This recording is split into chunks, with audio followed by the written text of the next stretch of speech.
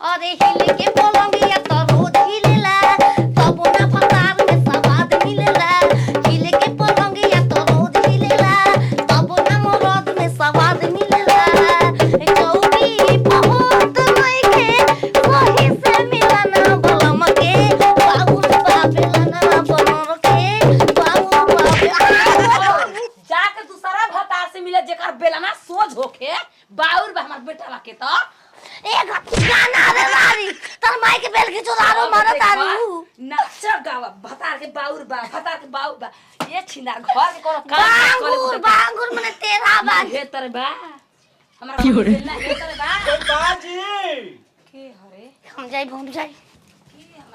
मत झारो देवी कोई है जी इस घर में? हम बानी हो बाबा लाल यादव आजीपुर से आजीपुर से बाबा लाल यादव बाबा मारी गईला आ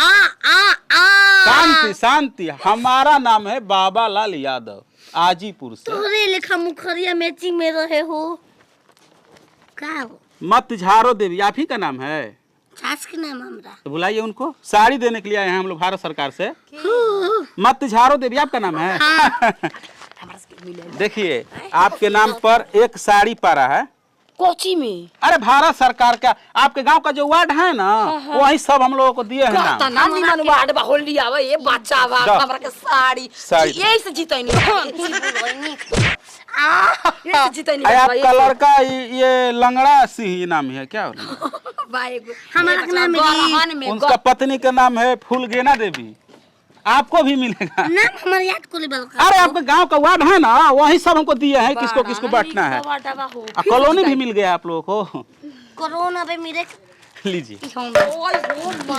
अरे ले लीजिए और दीजिए गो ये भी लगी। अरे किनले रही धमाका सड़िया यारा सहरिया जाय के अरे किनले राजा अल्लाह राजा जी सड़िया एरिया देखिए खुश बालू पकड़िए तो हाँ आधार नंबर में बोलिएगा टर ठीक है ना? बुलाओ तल खिचवा देबे 2 रुपया के। अब जान जाना हमने के नंबर और बोलिए। कुछ नहीं ना ना ये कैसे पता चलेगा सरकार को नहीं दी है ना बोले तो? सरकार के पता चलल जरूरी बा। हाँ खाली अंगूठा रखिए ना कुछ मांग रहे हैं हम आप नहीं पहले उनका है रुको और पड़ेगा कॉलोनी वालोनी नहीं होगा ना तो हम लोग हमारा के नहीं मिलले बा। नाम लिखिए कॉलोनी नहीं मिला है मत झाड़ो दे ट्रिक मारिए हाँ ट्रिक मारिए हाँ इनका बोलिए तो आधार नंबर है। सरकार के पता बता दियो कि हम ले ले बन साड़ी फूलगेना देवी आप ही का नाम है ना? जाय दइए भगवान अब सरकार साड़ी कुछ दिन में चलियो बांटे लागी कातना नहीं बाटे ये पाछे ठीक है कुमार लेकिन की मर्द बांटना तो ठीक है सब लोग के बियाह शादी हो जाए 4 घंटा के बाद हाँ। आपके मैसेज आई मोबाइल पर कि आपके नाम से कॉलोनी पास हो गया पास। बाबा लाल यादव हैं हम आजीपुर से। चलिए चलिए ये बच्चा कहां बा? आजीपुर बाबा लाल यादव बाबा लाल यादव आजिए तर बाबा रहे ना। मतलब बाटे हमारा मतलब साड़ी सास माई हम बताई कहां बा हाजीपुर के बगल में। आहा ई सास माई एगो पतू पहन के स्वागत में एगो घर में हम बामत मजा आ जाई। भाग रात ननद को लगा के शादी बा पीर की जब मिली घोटावे इनरी भूत हम तो बाजा में नाच माइले गांव के तमतल चल दिया का भइले का भइले एक टाली थारी ले रहो सनो हां अब पूरा थारी गांव में बात के ओने खाता में 200 रुपया गायब हो गइल बा। हाय ते गामनियो कर बन जा मेरा हमनियो के 10,000 रुपया गायब। हां कैसे लेकिन ये बचवा हमनी के थोड़े गायब हो की पैसा हमने को सारी मिले डॉक्टर में आधार कार्ड देलो हिनु की जा उन्हें खरे बा कले माई एक हती उदी खरे बा पना पली खरे रे नंबर में उजाना तली बाई नंबर दोनों का तोली करे ना तू गांव के पूरा बायो दतली तान ले वाला सन आ तापी पर नोट कर ले वाला सन कॉपी पे बचवा कॉपी पर लिखा अरे माई ये तुम बने के पूरा जमाना में फरिया बातल बा ती गोर ku चलू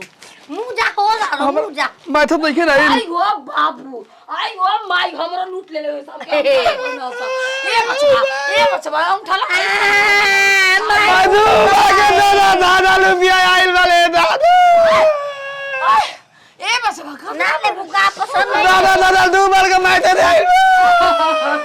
तेरे हम पूरा गांव में दिन का कर रही क्या मार भाई ले चना कुल आई हो माई अरे 100 रुपए के सड़िया तक 10 रुपया लेकर सड़िया लवा अरे आओ का लगी दे लू झूठ कितना बोलती है भटका भाई ले मैं इतने मां मुके दांत लगा तो रे दादा आयो बा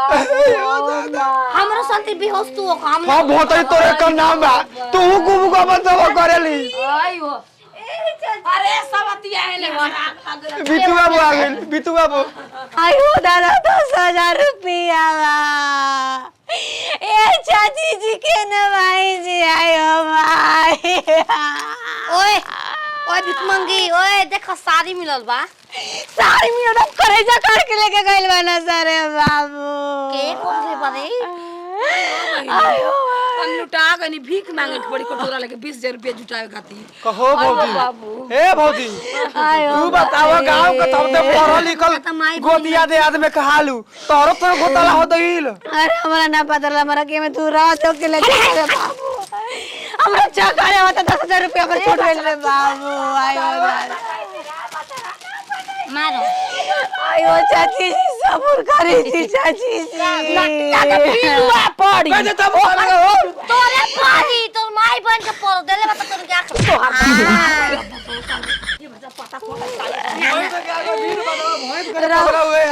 पता लगल 10,000 रुपया हमार चल गइल बाटे आयो पहले एगो उठाई बा हमरा भिरी आयो ए भैया बा वाह दवा तो लेके जा वो देख तो दीवार करने में बा ये बच्चा वाडा से मिलल पाप का वाडा बार नाम लेत हां रे पूरा गांव के 18 नंबर झाटू ला दो झाटू ना बाबा ला लिया तो कह दो बाबा एकर मतलब हिलू भैया में तो घोटाला क देले बालन अबरी चितावा चितरा के नतीजा ना ओका से मिल पता बताई वाडा से जा सो पेन के तावा मलाई और ये 1000 रुपया के थाली गाय बहाल जात रहे मंगर कहां के मन मंगिया साब का सो ले तो उहे हाल बा 100 रुपया के साड़ी हमार तो करे जा निकलता मिली पैसा बा साड़ी या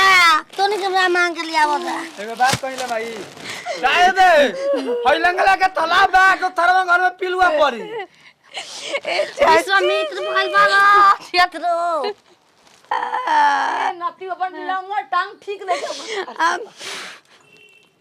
ना देखलू लोवा तो आयो 10,000 होली एक दिन होली तो भाई